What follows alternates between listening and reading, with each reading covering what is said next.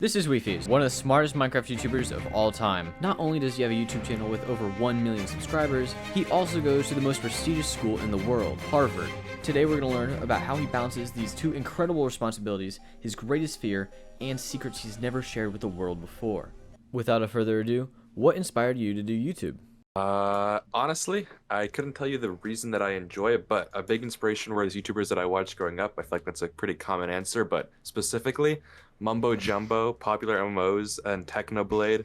Like, those were the three with the biggest inspirations. And I remember back in the day, like really back in the day, I used to have a Kindle Fire that I'd play Minecraft on, and I watch a Popular MMOs video, and I'd be like, this is so cool, I want to make this.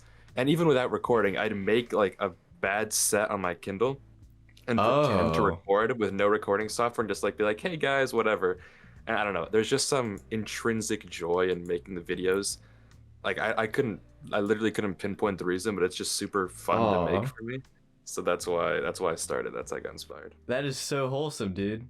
I'm with you on Popular MMOs. I love that dude. That guy's great. Yeah, the goat. After some of that, whenever you started taking it like a little bit more seriously, did anyone like teach you how to do YouTube, like how to edit, how to format your videos, or did you just kind of figure it out on your own? Yeah, not really. Like the biggest teaching I think was, I guess there's two avenues. Like a lot of it, I'd say the vast majority was just self-paced, trial and error. Like you see what works, see what doesn't. Mhm. But the two biggest ways that I did learn, it wasn't one individual person, but it was one, like for editing at least, tutorials on how to do specific techniques. Maybe not how to like edit for YouTube, but how to use an editing software, how to use recording software. YouTube was huge, watching tutorials. And how to structure videos. It wasn't like any teaching, but I was in a bunch of servers with like creators of similar size, and we'd kind of give each other advice on videos. So it wasn't ever directed at like me or them specifically. But if I uploaded a video, they would give feedback. If they uploaded, I'd give feedback, and that's how we just learned together. I feel like that's Okay. the closest I got to like actual Okay. teaching how to do YouTube. And what made you choose like kind of the puzzle category in Minecraft? There's a lot of other Uh, aspects of Minecraft, like the SMP videos, like the PvP videos, but you chose like kind of right. like puzzles. Why is that? I think there's a few reasons. The first is like I'm not. I think to be good at PvP content or that kind of stuff or parkour content or whatever, get to SMP in a sec. But to be good at that video style, you have to actually be like I think one of the best. And I definitely was not the best at PvP or parkour. Like, I think I'm decent, but I wasn't like good enough to the point where I'd make good videos on it. Even though I did used to do PvP tutorials back in the day, which is kind of funny. But I think because of puzzles, like one, I think I'm okay at them, but I also like really like them. I just really like solving puzzles. I like the more, I guess, nerdy stuff. I was a huge Vsauce fan, so I feel like that content was right up my alley. And also, from a strategic point of view, I feel like that's the type of content that not many other people are doing. So that like I was able to carve a pretty unique niche out of that. Because if you wanted to see that kind of puzzle content, you really couldn't go anywhere else besides my videos. So it was a very individual niche that I could kind of take up and become popular in that way. Whereas PvP is and SMP is super saturated, Oh yeah, so it's hard to stand out for sure, unless for you're sure. really doing something different. No, 100%. I totally agree with that. I also saw you're like making the best trap in Minecraft video. You know that one with Yeah, yeah, Parrot that one my and Rec, I yeah. think. How did you get the idea to make a Trojan horse through a texture pack? That was like so out there. I was so confused when you said that. I didn't know that was possible. Like I don't know if you watch the whole video, but that was like a bit that like I didn't actually do that. I just put it in as a joke and like no, what actually happened is this. But that is genuinely an idea that I did have, which actually might come into a video in the future. I'm not gonna say how, because like if Oh, I do, I'm not gonna sure if I do it, but if I do it, it's gonna be really, really cool, I think. Something along those lines, not identical, but I think at the time I was just watching like Too Much Disrupt, like Earth's Deadliest Hacker, if you know that channel, or like the deadliest computer virus on Earth. And I was just like, this would be a funny bit to put in my video. oh, okay, okay. For clarification, I did watch the whole video. I just thought it was like a really interesting idea. I was considering it. If I knew how to code that well, but also that'd be kind of crazy. But it would be Yeah. good. It'd be a good twist. So, what sets you apart from other creators? I think I did mention it a bit, but I do think like a lot of it is the style of content. Like Yeah. obviously I think I've gone maybe a bit more because back in the day, like I think 1.5 years ago when I was doing Vsauce content, I don't think I could tell you a single other person who was doing that. But now, like, there are people who do escape rooms, there are a few people who do ARGs, but I still do think that, like, the niche that I make video in, like Minecraft lore, ARGs, escape rooms, are pretty unsaturated, all things considered. There's not many big creators doing videos on that kind of thing. Yeah. And so I do think it's a more unique brand, which helps set me apart. You're definitely like something new that I really haven't seen before, which I'm very grateful for, because my lord, Minecraft is so saturated. It is insane. That is true. Gotta try. How did you come up with your like image, your branding, like even your avatar and your name? Okay, so there's a lot of pieces into it. So the biggest mystery to me is the avatar. I'm just gonna say I have no idea how I made that. I made that like years ago. I probably just thought it was a cool looking skin. It's gone over a few iterations, but I genuinely could not tell you what I was thinking when I made my Minecraft skin. And then all my avatars and whatever have just been like fan arts that people have made for me. And I've like my profile pictures of fan art, my banner is just a bunch of different people making fan art. And I was like, this is so cool. I should use it as my actual icon.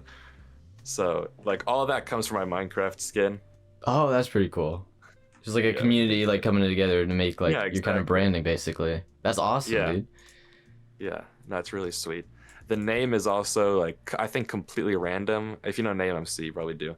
I was on like the upcoming OG names list, like 4 or 5, maybe not. I think even like 6 years ago, and it was Wifie's without the S, and I was like, this kind of looks like the word Wi-Fi. That's kind of cool, and so I was like, you know, I'm just gonna add an. I was gonna take that name without the S, but then it got sniped by a robot. So I was like, okay, whatever. Yeah, I'm just gonna add the S. Yeah. And call it a day, which I'm glad I did, because that would have been because of the biggest confusion with my name is that it's pronounced Wifie's, which technically there's no actual right way to pronounce it. It's up for like artistic interpretation. I just say Wifie's because that's how I read it first. But it would definitely the wifey allegations would be a lot stronger if there was not an S. Like this way, it's like kind of ambiguous. Yeah. That's like the best I could. No, it's actually bad to get into that because I was like kind of confused. I don't know if it was Wifeys or Wifies, but I think I saw somewhere that you said it was pronounced Wifies. I forget where. I say Wifies. I've heard Wi-Fi's, Wifies, Wifeys. Wow. Yeah, the whole thing. And everything's fine. However you want to say it, it's totally good. Okay, great. To my knowledge, you're the first really big Minecraft YouTuber to be in Harvard and like running your channel at the same time. That is insane, dude. I cannot imagine the pressure like throughout your average daily life. What's that like? Yeah, it's definitely a bit of work. I think it's a nice, with the good parts right off the bat, I think it's a nice, like, one, it's a safety net in the sense that if either flops, I have a career path in the other. But like if I get expelled, which probably shouldn't happen, I have a good YouTube channel, or if my YouTube channel flops, I still have a Harvard degree in a few years, supposedly, which would definitely help. But also, it's kind of nice because I'm definitely not the best Minecraft YouTuber, and I'm definitely not the smartest dude at Harvard, but I have the biggest YouTube channel at Harvard, like at least close, if not the biggest. Fair enough. I'm the only Minecraft YouTuber that goes to Harvard, so in each space, like the other one kind of helps solidify the branding. Yeah, for sure. No, it totally does. And even watching your videos, I could tell that like you were like really smart with how you made your videos. Like you formatted them very, very well. Thank you. But yeah, daily life-wise, it's like, well, right now it's easy because I'm on summer break, so I just get to grind videos to my heart's content. Yeah. But during college, it's a mix. Like something has to give if you want to have like a consistent actual life, social life, YouTube channel, school. Like something has to give, and I don't want it to be sleep, but sometimes it ends up being sleep. But it's usually just a mix of trying to get as much of my work done in the mornings, because college is like, it's super unstructured. You can essentially, without the exception of classes, you can do whatever work you want when you want it, as long as you get it done. So I try to finish my work in the morning, and then afternoon is for hanging out with friends and working with videos. And obviously sometimes work leaks over, and I'm like a chronic procrastinator, so sometimes it doesn't get done until like 6 a.m. of the night it's due. Oh, that's right. Which video work isn't getting done, but it's really just trying to, like, my time management isn't crazy by any means, but it's mostly just trying to see, like, can I squeeze in some time for this and this, and kind of plan it out on a day by day, but there's no strict routine. Okay. But you definitely put like your Harvard work first, no? Yeah, like I'm not gonna miss a deadline. Yeah, I'd okay. rather upload a video a day later than turn an assignment a day later. Okay, yeah, good. That's what I was hoping for. What kind of major do you have? Computer science and either a minor or a joint major with neuroscience. Yeah, it makes a lot of sense. That makes a lot of sense. That was my suspicion, I'm not gonna lie. Yeah. I'm considering though swapping out the neuro for philosophy. We'll see. I'm taking a philosophy class in the upcoming fall Oh, because I okay. think it sounds really cool and I like to just yap about that kind of stuff. Okay. So that might be fun. The only fear I have is actually writing the papers. But for now, it's computer science, neuroscience. Definitely keeping the computer science. I love CS. I love coding. So I Okay. can easily. Huh. That's the plan. As a content creator, what does your day-to-day look like? Like you wake up, what's like the first thing you do? Besides debate whether I'm gonna eat breakfast. If I have a recording, I might have to skip breakfast. But usually I try to get a breakfast in. Honey Nut Cheerios, omelet, grilled cheese sandwich, Okay. salad. Solid. Maybe a yogurt if I'm actually grinding out breakfast. But typically, it's wake up like at least on a summer break day. It's wake up around 10. I feel 9:30, that. 10. I feel that. Yep.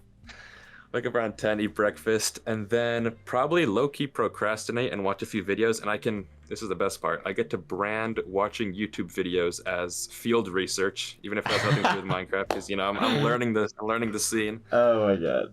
I used to do that same To thing. myself. I used to do that exact same thing. Like, yeah, I'm doing research. I'm just watching YouTube. Yeah, no, I totally feel I that. do that. Just spiraled out of finally- control. Yeah, exactly, bruh.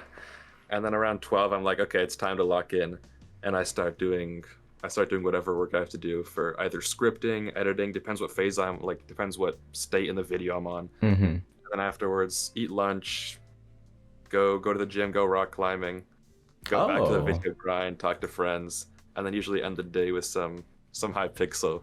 That's nice. That's nice. What's like your thought process behind making your videos though? Starting from blank, you have nothing. It's from What blank. What are you thinking of?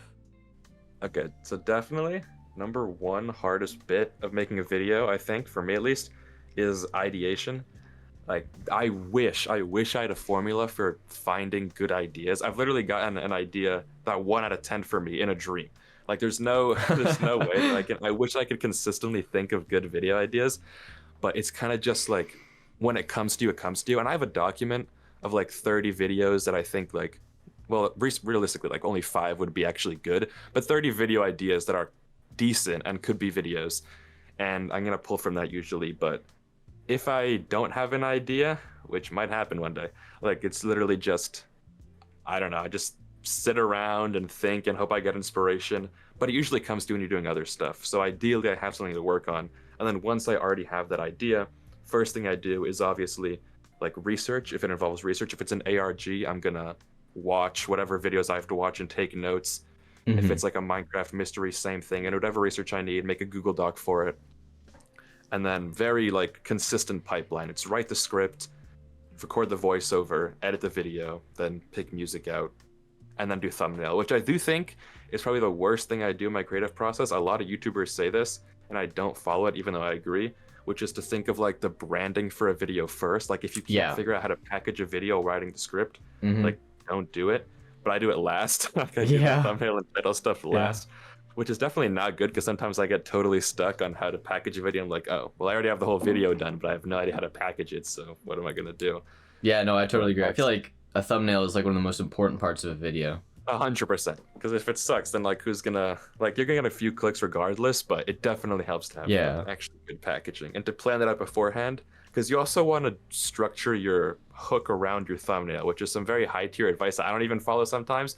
But hypothetically, like if you give a certain vibe in your thumbnail and title, I think it's huge to then deliver on that vibe. Like if my thumbnail was super dark and eerie and I start with like Mario Kart music, like the people that click on that thumbnail are going to be so put off, they're just going to click off instantly. Yeah. So to segue like vibe wise cleanly, I think is so big, which is why it helps to have marketing done ahead of time. But I just do that in reverse. I try to sync the marketing to whatever intro I made and then also make it like look good, obviously. Yeah, no, of course. Because you could have like the best video in the world, but no one would know or click on it because your thumbnail is so bad. I was talking about that with Parrot the other day, and we were having the exact same debate. He was like, what if I posted Interstellar onto YouTube? And I'm curious to know what you think. Like if I posted Interstellar on YouTube, but it was horrible packaging, like absolutely disgusting, would it still take off? And we were talking about it, and he was like, he thinks it's absolutely yes. He thinks once like a few people offhandedly watch it, they're gonna be so sucked in, the word of mouth, like YouTube's gonna experiment with pushing it around, and they're gonna tell people about it and like, have you seen that video? And it's just gonna like blow up from there. But like Oh, obviously good packaging is gonna enhance the video.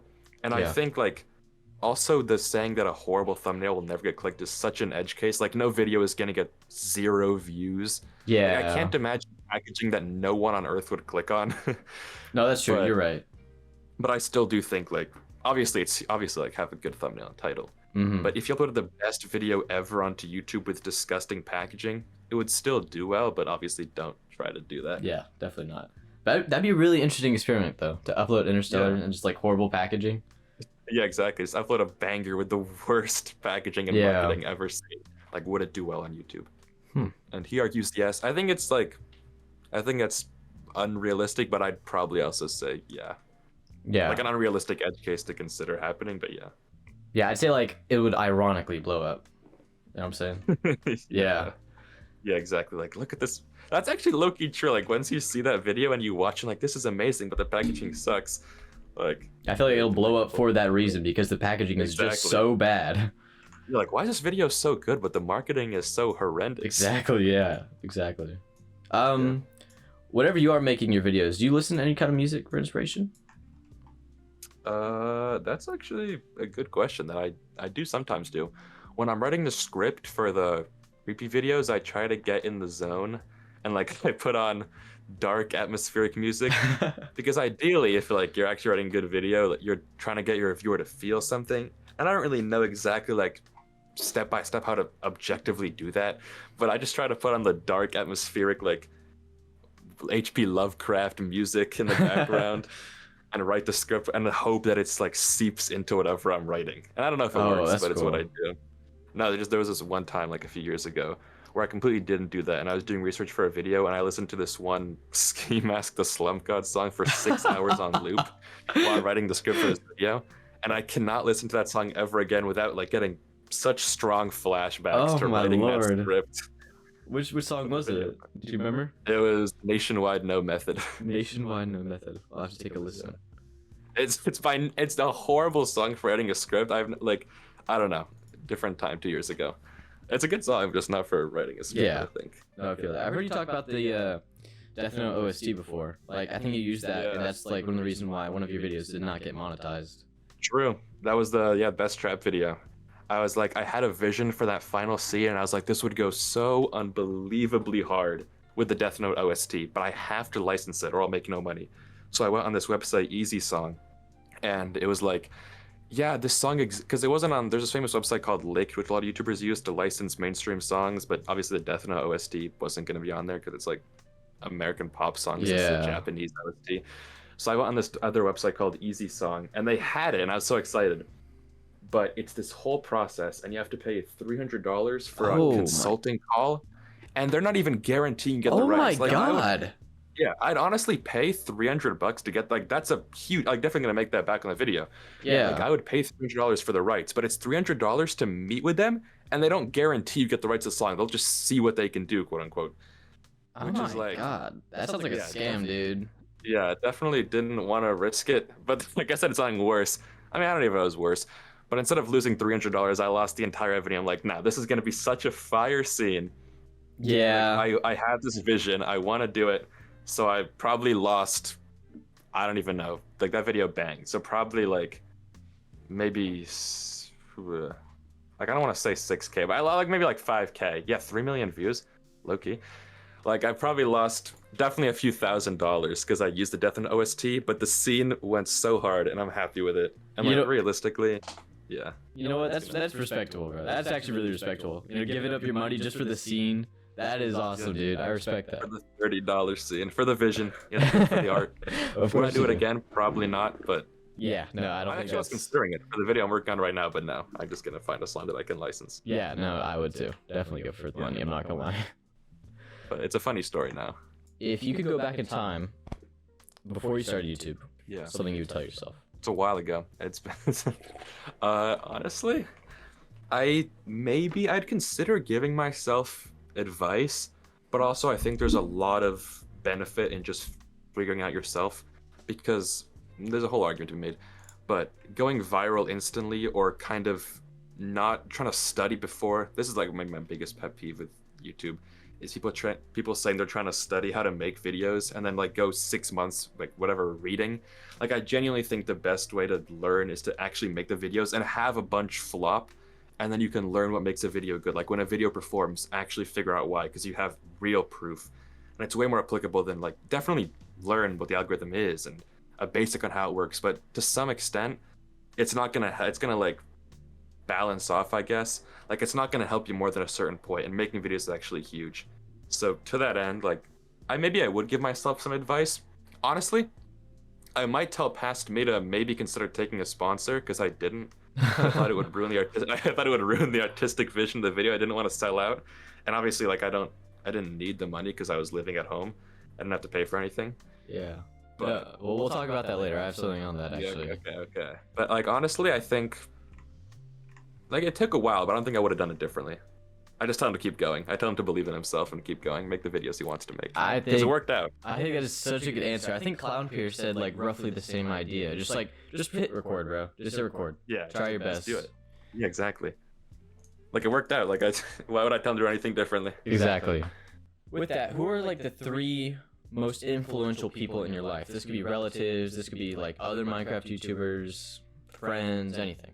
I think probably, I guess I could bunch them into one person. Like my parents are huge. Like I think still, like they raised me, they taught me not all that I know, they taught me a lot. Yeah. And I definitely wouldn't, like they've always been super supportive. I know a lot of YouTubers have it way harder. Oh, for where sure. their parents are skeptical about it, but like I've been super, like they've always been super supportive. The most not supportive thing they did was back like 5 years ago when I had 100 subs. I had like a pink sheep, you know, pink sheep.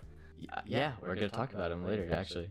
Oh, Yeah. really? I had an OG pink sheep channel, and I had 100 subs, and I wanted to buy this course on YouTube on like how to become a full-time YouTuber, and it was $1,000. Oh. And my dad was like, absolutely not. I was like, Dad, this is gonna make me a big-time YouTuber. You don't understand. He's like, absolutely not. And I'm glad, because like, yeah, the vision wasn't there. I was in what, 7th grade, and I had a pink sheep Jack channel. Like, yeah, it would not have been a good course to buy. So shout out them. That was honestly supportive, probably in its own way. That was the best decision. Oh my gosh. Yeah, 100%. Never do that. Never do that. Yeah, definitely not worth it. Don't buy a course. But yeah, they're definitely like up there most influential. I think other people, I guess I don't know if individual people, but I can definitely group into 2 more categories. One being like the biggest YouTubers that I took notes from, and that is Mumbo Jumbo and Technoblade, who I think inspired me the most making content, and they were super influential on like what I wanted to go for and the kind of audience that I wanted to build, because I really like their fan base as well. Like it's always been super chill fans. Like I think of a Technoblade fan, and it's a really unproblematic, nice person. Same with Mumbo Jumbo. Yeah, I totally agree with that. There's some Minecraft fans out there that are just kind of like kind of nuts. Exactly. Like kind I of feel like scary. those communities have a really good rep, and I wanted to make something like that. And then final group is just like not other YouTubers, but other YouTubers that are also my friends. So I'm thinking like Sipover and Parrot. Like I think those 2 are my closest friends that I've made from YouTube. Okay. And obviously there's a bunch of other people, but I talked to those guys. I've met up with them, and they're super nice. They're super supportive, and like I don't know. It's really reassuring to have friends that aren't just like in your real life space, but also in the YouTube space, because I can talk to them about this kind of stuff and they'll get it, and it's always super nice to have those kind of conversations with people who also know what you're talking about. What is one myth about you that you want to debunk? I have to hear what they say about me to know what I actually have. Yeah, I'm gonna be real. I don't know too much either. I've been trying to like find like any bad stuff about you, but I haven't really found much. Everyone seems pretty good about you. I think there's a pretty minor. Honestly, I don't even think this is that. I haven't gotten like many comments about this at all. There was a misconception. This is like a whole thing, but there was a thing, because obviously I do escape room videos, or not even that often, but I used to do a ton of escape room videos. And there was the whole thing that they were faked, and they were not. But a big reason for that is because in the second newest one, it was a setup for the April Fool's Day collab that I just dropped 12 days ago in July. But the April Fool's Day collab involved another debunk YouTuber, Canadian. It involved him, like, quote-unquote debunking me, but it ended up being a whole, like, sketch. It wasn't really real. But for his video, I planted a bunch of, like, fake moments in the escape room, so it looked super suspicious. But it was a whole long con. But at the time, it was like, what on earth is this video? Like, this is so obviously fake. But it was just fodder so that Canadian could then like eat it up in his debunk April Fool's Day collab. So those aren't faked. I guess the more positive misconception is that I'm like smart at the game. I think I'm definitely like above average, but I've definitely fallen off with the new versions. Like I don't know all that stuff. And I feel like that's kind of the brand that I've cultivated too, that I kind of know what I'm talking about. But I mostly know a ton because I research on for those specific topics. Tell me anything about the trial chambers, I probably have no idea. So like, Dang. definitely not all knowing. No, I totally agree. Every like Minecraft updates like add some random block with some so obscure like reason or like way of interacting with Minecraft. It's getting confusing. I'm just not up with the times. Yeah. What is your greatest fear? Probably spiders. Terrified of spiders. Like mildly scared of heights as well, and maybe the loomingness of death, but spiders. Absolutely spiders. Spiders, I really? couldn't tell you why. I'm just absolutely horrified. Like I'm getting better. There's some small ones that I can see and not be bothered. There was a really small one that kind of came down from my ceiling, like a tiny speck of a spider. So that one I just actually shrugged it away, which was pretty impressive. Okay. Pretty good progress. But big spiders, absolutely not. Horrified. Whenever you say big spiders, like, what do you mean, like hand-sized spiders or what? I mean, I freaked out over like a daddy long legs I saw in the bathroom. Oh, my lord. I like freaked out, but I had a very nervous bathroom experience just watching it in the corner of the ceiling. Anything bigger than my finger, you know, we're gonna have problems. No, I agree. Especially if they're in your bed. No, okay, so don't even bring that up. That's actually a horrifying thought. I was at a summer camp recently, and I for real got stung by a scorpion while I was sleeping. It was That's horrifying. Terrifying. On my hand. Well, not the dog. Oh yeah, I was gonna say, yeah. I mean, like, where in the world does this happen? But yeah. That is terrifying. This is like the little another different section, so it's be a little bit more personal.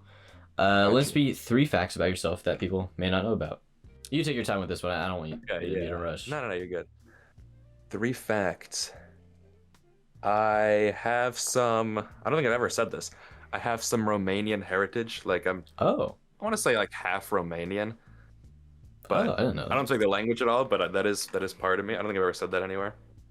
Ridiculous, random trivia. But I once got in trouble in 5th grade for searching up people's names on Urban Dictionary, and the teacher confronted me, and I lied to her, and I was like, I would never do that. And she pulled up my browser history, and there was all there, and I was like, that wasn't me. Like, that wasn't me. And she's like, come on, go apologize to all the kids, even though like they were all eating it up. I did nothing wrong. But I was like, wait, can I just go to the bathroom? And so she's like, sure. And I went to the bathroom, but instead of going to the bathroom, I went to the nurse. I lied to her. I told her that I threw up so my mom could pick me up from school. Oh my gosh. And so we went to Panera Bread. We ate like a chocolate croissant. And then I came back to school having skipped chorus class and having eaten this pastry. Now I feel way better. But completely lied to multiple people in the span of an hour. Did she like remember the next day? She didn't bring it up, but I'm sure she remembers. That's actually really funny, dude. Well, according to this page, you have only ever done 1 sponsorship. Is that true? That's true. That's true. Why haven't you done more? Definitely back in the day, 2 reasons. I guess they kind of go hand in hand. But number 1, like, I didn't have any bills I needed paying. So, like, when I popped off, it was peak quarantine. So the views were insane. Like, 1 million views was a flopper. Like, average, like, 3 million views on a video. And obviously that brings in a good amount of money. So I didn't have, and I wasn't paying any bills. Like, it was literally just racking up. So I was like, there's no need for me to take a sponsor. And the same, like, it kind of went hand in hand with, I didn't really want to take a sponsor because I didn't want to seem disingenuous, because I wasn't doing YouTube for the money. I don't think I'm still not, but like, I wasn't doing YouTube for monetary gain. So why would I put a sponsor, especially when the videos are already bringing in enough themselves and I don't have to pay for anything? Like, it just seems like, 1, strategically, I had the fear it would ruin my retention and the videos would flop if I ever took a sponsor.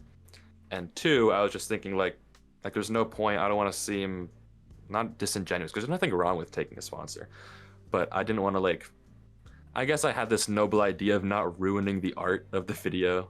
I can see where I was coming from. Like, I still kind of think that way, but yeah, like, there was no reason for me to take it. So I was like, why would I jeopardize the retention and jeopardize my reputation in my own head Like when the videos are paying for themselves, no reason to do it. It'd definitely be interesting to see like if you did take a sponsorship again, how the video would do, like how much it would change it. I've always been interested in that. Same. That's one of the reasons I was more open to taking this. I mean, there are a few reasons I actually took the recent one, but well, recent is a stretch. But there are a few reasons that I changed my mind. But yeah, that's definitely one of them. It was the Opera GX one, right? Yeah, the Opera GX. Yeah. No, I've actually been using that pressure. It's pretty nice. I'm not gonna lie. No, it is. It actually is good. That's the thing. Like, I didn't take any sponsors, but I definitely wouldn't take a sponsor from a product unless I actually, like, not necessarily use myself, but I would very much be okay with endorsing their service. Like, if I could get behind the product. Like, I actually almost took a sponsor. I was really, really, really close a few years ago because it was the editing software that I used. But I turned it down for the same reasons I mentioned. Because, like, that was like, damn, this is a really good product, and I actually stand behind this. So that's like, I'm never gonna take a sponsor from a product that I don't support, like their message at least. Yeah, for sure. Like Raid Shadow Legends. Please never do that sponsor ever. Yeah, no matter how much unless money. I play the game and love it, it's not happening. Yeah, no, for sure. This is fame. Like, how much has your life changed? So, what was your life like before the fame? It was very, very normal. Had a normal middle school, high school life. Although I did start making videos like back in middle school, so I guess like video creation wise my life hasn't changed, but obviously we weren't getting recognition. Like people weren't talking about it because it wasn't big, and people still don't talk about it, and I want to like bring back to that in a sec. But my life before was totally normal. I still think it is pretty normal, but it was literally just your average middle school, high schoolers making videos for fun.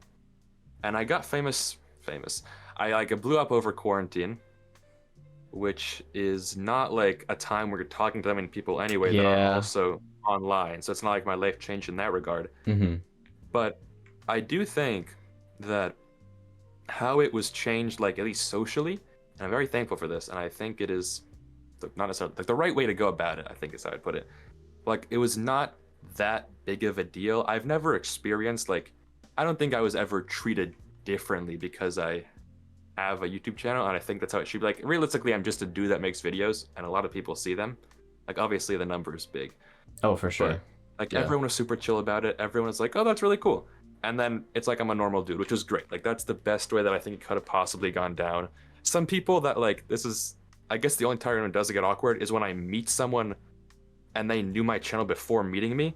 Like, because everyone else in high school was like they knew me first, and then they learned I had a channel. But there was one guy who like knew Wifies, and then he met me and found that I was Wifies because I didn't like keep it private at school. And obviously I never face revealed, so like this actual fan was meeting me for the first time. So that was like the only awkward interaction that's ever happened. What was that like? What was like the conversation? I mean, he was cool about it. He was like, oh, that's cool, but like you could tell he was a bit nervous. But there's no reason. I'm just a normal dude. Yeah. But like it was mildly awkward, but at the same time, like everyone is super cool about it, which is really nice. And also no one like, I think this was bigger back in the day, but there was this stigma that Minecraft YouTube was like cringe and looked down upon. But no one has literally ever said, like, everyone sees it and like, oh, that's cool. And then some people see it and like, or like a second level that they see the money from, that's like, oh, that's really cool. But no one's ever said like, that's lame, that's the dumbest thing I've ever heard. Like, everyone's super nice about it. Yeah. No one's ever making That's fun great. of you. That's great. Yeah. It's definitely harder. Like, I feel like it's much more validated because there's a million, like because the number is big, that makes it much easier. But like back when I had 2K, I'd definitely be way more terrified to tell people, because I'd be like, I'm making these Minecraft videos that no one's watching, like I'm scared. So it's definitely like easier on me because there's actual backlog of proof. Yeah. But I totally get it. No, I agree. That's why I'm saying like pretty faceless, pretty anonymous. No one has any idea who I am. Yeah, the exact same thing for years. And I still am, bro. I don't like go up parading about it. Like, if someone knows, that's cool, but I'm not gonna talk about it unless it gets brought up. Yeah, no, I totally agree. After blowing up, do you feel any like burden about it? Maybe like people kind of stalking you, if there's any instances of that? I like to hope that I have a pretty small digital footprint, so there hasn't been anything insane. The biggest burden that I maybe have felt was like mildly the burden to perform. I think I've been really lucky that I have had a really nice and generous audience that has watched even my floppers. Like, like when you think about floppers, like for me, it's like 300K, which is still insane. So I've been really lucky that like videos do well. So there's never really a burden to make them, but I always feel like a burden to perform in a sense. Like I feel like I have to make good videos, and every video has to be at least on the level of the one like before it. And I'm trying to break that habit, because like definitely the one with this GX sponsor was a considerably worse video than the one that came before it is one of my favorites. So I'm trying to get over that pressure of like every video has to be better. I'm just trying to make like good videos now. Like not a video like has to be my best every time I upload. It just has to be like really good. And I think that's a way better way of looking at it. Like I'm still trying to improve with every video, but I don't have to make a once in a lifetime generational miracle every time I upload. Like there will be a absolute banger every once in a while, but if I can just make the best videos consistently, like not the like if I can make really good 9 out of 10 videos consistently, then that would be like ideal. And I'm definitely getting over that pressure of trying to make incredible content and delivering consistently. Yeah. But there's no real like most of it's in my head. Like there's not actually a humongous burden. The audience is definitely not like saying this video sucks when I upload a flopper. Everyone's just still super nice about it. So it's really all in my head of how big of a burden it is. So I'm just trying to get over that. No, it's all just numbers. I feel the same way. Ever since I made like that interview with Clown Pierce and it did so well. The pressure I felt on making the next video good, I was like, oh my god. And when it didn't do like even half as good, I was crushed. Yeah. No, when you're coming off like a humongous video, the pressure to follow it up is insane. And I think, I'm just trying to get better at it's hard, but I'm trying to get better at not worrying about it and just making a good video. Yeah. Because realistically, what makes the 1 out of 10 the 1 out of 10 is that it is so good. So if you make another video that's just as good, it kind of in a way like devalues, not necessarily, but in some way devalues the one before. Like maybe the one before it was obviously ideally you follow up that success or you do better. But it kind of also like the 1 out of 10 did that well because it was the 1 out of 10. Like you shouldn't feel the pressure to win the lottery again if you won the lottery once, but just keep rising in the ranks, keep making better videos. That's how I try to think about it. Yeah, no, that's a good way to think about it. Because at the end of the day, it's really just a number, and you're not like, from my understanding at least, you're not like too dependent on this to live. Like if this becomes my full-time job, absolutely I'm gonna like care way more. For sure. But for now, it's just making like I want videos to perform. Like if I hit a 2 out of 10, like as opposed to 1 out of 10, if I kept getting 2 out of 10s, that means the video views are going up for the rest of my life. Like obviously I'd be a bit disappointed because I love the 1 out of 10s. The confetti's beautiful, but like if I kept just getting progressively more and more. And it wasn't like, it doesn't have to be exponential. Literally just like progressive increase, I think is one of the best things if it's consistent. Mm-hmm. Like I'd be so happy with that. I've even like scrolled back to your videos like from 4 years ago, and they were still doing like relatively well. Like at least for a small channel, they're definitely getting like 50K views, 30K views for a while. And then I think at one point you just made this one puzzle video. It got like 5.6 million views. And I think from there you just went puzzle like all the way. And it's definitely proven to be a good choice. There's definitely a shift. You can see the exact shift when I uploaded my first Vsauce video. The views go from 56K to 1.2 mil. Yeah. No, that's insane. That is insane. That's like when I realized like, oh, no one else is doing this. This is content I love making. I should grind this out. Yeah, no, for sure. Have you ever felt like burnt out from making videos? Not really. I think when I was uploading at I uploaded daily back then. The videos were horrible. Doesn't really count. The most I uploaded good videos was weekly, but that was over quarantine. I had literally nothing else to do, and it was a time of my life. And now I'm uploading whenever I like finish the video, and that includes a lot of procrastination. So because I'm not tied to like a crazy schedule, like the most schedule I'm tied down to is when I feel guilty. Like, okay, like if I was my own fan, I'd be mauling right now. Where's this dude's video? So like I also like I want to put them out in a timely manner. I'm gonna try to go for every 2.5, 3 weeks. That's gonna obviously tank in college, but over summer at least, every 2.5 weeks would be great. But I'm lucky that I've never felt like crazy burnout because I've always paced it pretty well. Okay, that's maybe good. Accidentally. Do you work on your YouTube videos like every single day, or do you like space out days or have off days because you feel like it, or? I don't plan to have off. They definitely happen. I try to work on a video for at least nowadays over summer. I try to work on a video for a few hours every day. There'll be some days where I have other plans, and that's totally chill. I could do no video work as long as I work on it tomorrow. That's like totally fine. Like I don't schedule like this day will be my off day, but if it happens, it happens. I just try to do it organically, like when I feel the motivation to work, which luckily is pretty often because I really enjoy the videos that I make. Like I work on it when I feel like working on it, which is usually a lot. Sometimes it doesn't happen. That's totally chill. That's how it goes. Okay, that's amazing. That's amazing to have that kind of inspiration and determination to make those kind of videos. Yeah, hopefully it lasts. Knock on wood. Yeah. I definitely see like the burnout happening, especially during school. Like it gets rough. Yeah, even now though, you've been uploading pretty consistently and making really good videos for the past like 2-3 years or so. You've been doing really well for yourself. Thank you. Hopefully it keeps up. We'll see. I was gonna read this question, but it really applies to you. It says, when people call you out and say like you're a hack, like how do you combat that? Although I don't really think anyone's saying that. I think you've been like pretty genuine about like all the puzzle things that you've done. Like you haven't really lied about it, cheated or anything. Yeah, hack in what sense? Like you're faking your videos or they're scripted or yeah, that kind of stuff. Yeah. Honestly, I don't get it. I mean, I like to think that I don't get that many people saying it because like obviously it's not true, there's nothing to say it about. But like yeah, I don't think I've heard that often. But also, if I ever do see something like that, which it has happened, like I think 2 years ago there were a few videos about stuff that I made, and I think even recently this friend of a friend made this like kind of quote unquote expose on this space that I made, which is like whatever. But also, like I don't think it's that deep. Like it definitely doesn't harm me. Like the only way it could harm me is my ego.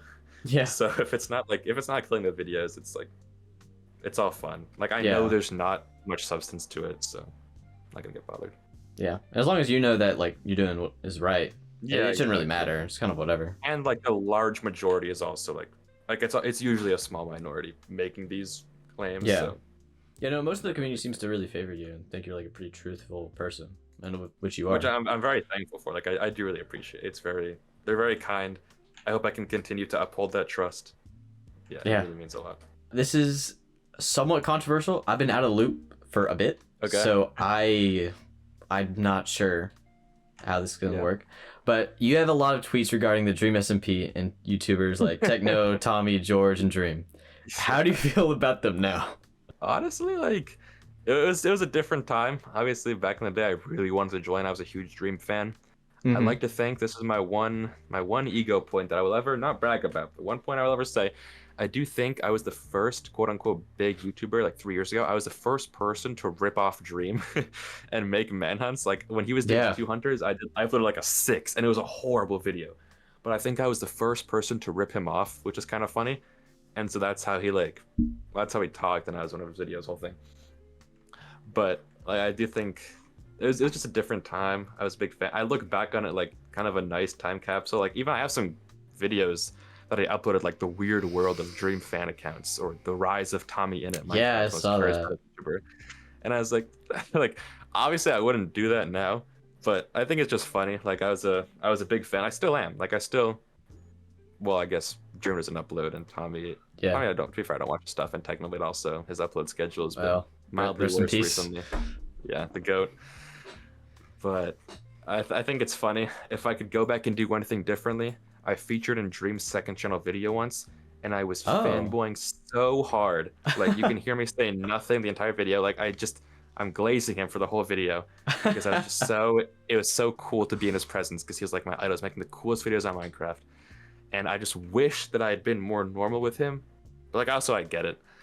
Like he was like my inspiration. So it was cool to talk to him. It was totally surreal. But I just wish I had been more normal with him because he is also just a dude. Obviously the most famous Minecraft dude, but he is a dude. Like he's a person. Yeah. At the end of the day, everyone's just a person. But when a lot of like people look up to you and stuff, they get like nervous around you. They will like impress you and like, connect with you, that kind of stuff. Like I can see where Past Me's mind was, but I cringe insanely watching those clips back. Like that's probably the worst of it. No, I've done the same thing. Yeah, I was a fan, so nothing wrong with that. It's good videos. Yeah, that's what it is. All right, this is the little react to yourself thing on Twitter. We only have 2 for this, so something crazy. Okay, that's good. Because I went through your Twitter. There's nothing that like really stood out. Yeah, there shouldn't be. There shouldn't be anything like actually incriminating. Dre #1 confirmed? ? Several more question marks. You have a screenshot of this? Uh, there is a screenshot. I don't have it on me right now though, but I promise you this is a tweet that you It's made. just Dre #1 confirmed Yeah, with. I'll try to I find wish it I- right now. Yeah. I wish there was context. Like obviously it's like it's a dream post, but I like maybe he did something, like he just won a manhunt, and I was like, I just tweeted after the manhunt to get whatever engagement, and like tell him that I supported him. But yeah, definitely a questionable tweet from past me. Yeah, Dre #1 confirmed. Upside down question mark, and then a lot of that. Upside down question mark. Yeah. That's how you know I spammed it on phone. Or even worse, I copy pasted it on computer to make it look like I was spamming. Oh, that's bad. Yeah, that's bad. That's bad. This one's really not that bad. This one's just kind of interesting. Anyone else randomly have the urge to live in a apocalyptic/abandoned world with no idea why? Now, I can agree with that. I think about that a lot too. Like that's not a thought I have as often, but nah, I still totally stand by that. Like that aesthetic, obviously be a horrible life, like for more than 20 minutes, but that aesthetic of like the vines all over ruined cities. Yeah. Really abandoned, like overgrown. I feel like that'd be so cool to explore. Not live there. I'd probably die because I could not take care of myself. But if I could go there for a few hours, absolutely. That'd be such a cool that'd be a cool field trip. For sure. Stand by that. Or like a zombie apocalypse. You know, everyone's got guns, slinging. Assuming I have plot armor, 100%. That'd be sick. Yeah, no, that'd be great. Although it depends on what kind of zombies.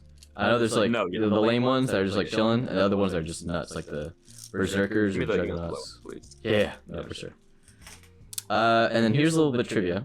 So these are certain things that I'm not quite certain on, and just want to double check if they're true. Your main channel is the 11th channel that you've owned. Is this true? That is honestly I think it's false just because there's more than 11. Oh wow. But that I think it might be there might only be like 11 with videos, so that could be where that comes from. Okay. But there's a lot of accounts. I've made a lot of accounts that never actually turned into real channels. I actually have a Dream fan channel with 88 subs, which is kind of funny. Oh. Jazzy Dream with some pretty good views, not gonna lie. Jazzy Dream. But no, I think I have like not 11, like maybe like 8 channels with videos that I dropped, and then a bunch of accounts that I really wanted to make into channels, but clearly not enough like short bursts of motivation that never turned into anything. But I have those accounts, so that is technically true. Although it's probably more. Okay, this one is like what I'm mostly interested in. I'm gonna send you a link to it. Okay. Is this your channel? This was on the like Wikipedia page. Oh no. Yes. Is this yours? It is. This is mine. Now it is a bit of a story. Not a great story. It's a bit of a story. I didn't make any of those videos. Oh. But they're all re-uploads from other people. Interesting. Which is kind of funny because one of them has a ton of views because the original creator took it down, so like mine is the only place to see it. But there was this girl in my middle school who the only person, like when I had Wifies, I had like 1K subs, almost. The only person with more subscribers than me with this girl was with 1.1K subs. And she like made this kind of content. And I really wanted to be the most subscribed YouTuber in the middle school. So I was like, if this LPS content, Little's Pet Shop, does well, what if I also do that? But obviously I don't have any of these dolls. So I'm just going to see who's the most popular in the space and then make a compilation channel where I re-upload all of their videos. Oh my gosh. And hope I do well. And it actually like almost got me to 1K subs. I think I peaked at like 988, which is kind of crazy. I never did pass her. Like I ended up passing her with the Wifies, obviously, and she doesn't do YouTube anymore. But like I really wanted to pass her, and she was doing Littlest Pet Shop content, so I was like, I'm gonna jack this niche and steal other people's videos. Yeah, no, it didn't do half bad either. It has 168,000 views. Yeah, that's insane. That's absolutely insane. Absurd. Totally undeserved too. But this next one was also on the same page, but it's called "You've 1v1 Dream for 5K." A lot of people have said this is not true. That is true. That is true. Okay. Yeah, that was the second channel video I featured, and it wasn't a 1v1. It was a 1v1 in the sense it was just me versus him. But after he lost the Technoblade duel, he did a video on a second channel where he dueled 25 YouTubers for 5K each in a first of five, like in the same format as a techno duel against 25 other YouTubers, and he won all the duels. So it was like a not damage control or ego repair, because I'm sure he wasn't that butthurt, but like it was a funny like I lost a techno blade, but here's me beating 25 other YouTubers. Oh, Because I was okay. like the first dude that ripped him off and like did manhunts. He reached out. I guess he took notice. He reached out to me, and I did feature in that video. I got Oh. smoked because it wasn't 1.8.9. My biggest gripe with the whole video. Oh, yeah. But it was. So that is true. That it happened. Dang. That must have been amazing whenever he reached out to you, getting that DM. No, it was so. That's gotta be like it was crazy. So surreal. Before uploading on your account, Yeah. you're the owner of, obviously we mentioned this before, of over 11 other channels. Yeah. And one of the names was Red Sheep MLG. And it was inspired by Pink Sheep, like we mentioned before. Yeah, it was. Yeah, that is true. That is that channel is now the same account that my second channel, Wifie, is on. So that like is the same channel renamed, which is kind of a shame because you can't really see the videos anymore. But they're all unlisted. They're all still, I think they're actually private. They're all still private on the channel, but now it's just Wifie's. But yeah, for a few years, my first successful channel to reach 100 subs was a Pink Sheep fan channel, like 6 years ago. So that was the original. That was the original dream. What a name though, Red Sheep MLG. Yeah, I love that not even MLG. Red That's Sheep, great. Red Sheep MLG, because I think there was already a Red Sheep, so it can be different. And then this one I just have to ask. You're probably not gonna answer it. I just have to. What's your real name? Good question. I guess we'll never know. Yeah. I just have to ask that. I can't be. Yeah. I understand why you don't answer. I would never answer that question either. I totally get it. Do you ever worry about like your friends leaking any information about you? Absolutely. Yeah. It's happened once. One of my friends literally leaked a picture of me to a dude, I think 4 years ago, not like 5 years ago. And I'm also maybe sure that some people, like some fans, have like heard some stuff in my Discord, but it's usually pretty quick, and it's happened like twice. Okay. Like I haven't been like, as of recently, 100% not. Like I think they all know that it's keeping it mildly under wraps. If it comes out, it's like, let's not do that. But Yeah. it was close back in the day when restrictions were. I also had like 10K subs though, so it wasn't that big of a deal. Yeah. Is that person Compared to still now, your? it's- Yeah, no, for sure. Is that person still your friend? Yes, he's one of my best friends. Okay. It happens. And it happened twice, you said. It happened like two different people. One Okay. person. Yeah. Okay. If it happened twice, same person, then we're gonna have Yeah. problems. No, I totally get that. It's very scary to think about. Actually, like, and it's not even necessarily a place of bad intent. Like, they just don't know it's private sometimes. I No, do that's enjoy the privacy, and I would much rather it. Like, if my legal name got leaked, like, it wouldn't be the end of the world, but I just rather not. Yeah. No, I agree. Because your name is like, it's something like too crazy. The face is bad because now whenever you're walking down the street, people couldn't recognize you. Exactly. That's bad. Your name isn't nearly as bad. Yeah, like, I'm sure there's a ton of people with my name. Like, it's not that rare. So, it'd be pretty hard to find me just for my name, I think. Has anyone Then recognized you from your voice? No. Really? I don't think, yeah, because I like to think that I don't put on like an accent when I record videos, but I'm definitely way more enthusiastic on YouTube than I am in real for life. sure. I feel that. Like, I'm much less, like, I tone it back when it's, or like, I guess I tone it up when I'm recording. Yeah. So I've never had someone recognize me. Yeah. I don't think you really have like that.